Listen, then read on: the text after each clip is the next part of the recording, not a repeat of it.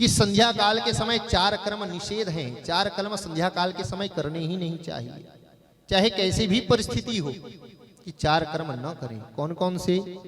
चत्वारि खलु कार्याणि संध्या काले विवर्जयेत् आहारम मैथुनम निद्राम स्वाध्यायंच चतुर्थकम।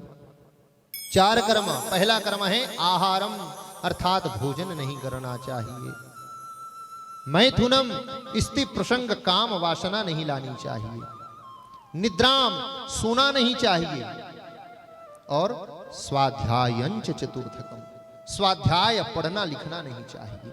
क्यों? क्योंकि कहते हैं आहारम जायते व्याधि।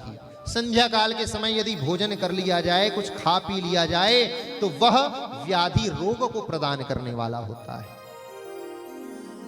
आहारम जायते व्याधि गर्भ दुष्टाश्च मैथुने।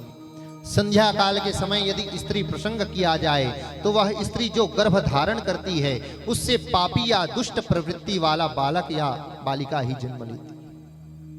वैसे ही संतान उत्पन्न होती है या उसका गर्भ नष्ट हो जाता है। तथा निद्रायाम हरते लक्ष्मी। संध्या काल के समय यदि सोया जाए तो लक्ष्मी का नाश हो जाता है, घर में लक्ष्मी नहीं टिकती। आजकल के लोगों की यही समस्या है कि महाराज पैसा आता है लेकिन रुकता नहीं। तो सबसे बड़ा कारण ये भी है कि संध्या काल के समय घर में कोई ना कोई शयन जरूर करता है।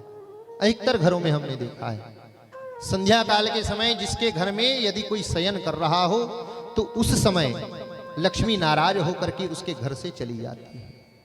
हाँ, यदि कोई रोगी हो, वृद्ध हो, बालक हो, शिशु हो, तो उसके लिए यह नियम नहीं है। चौथा,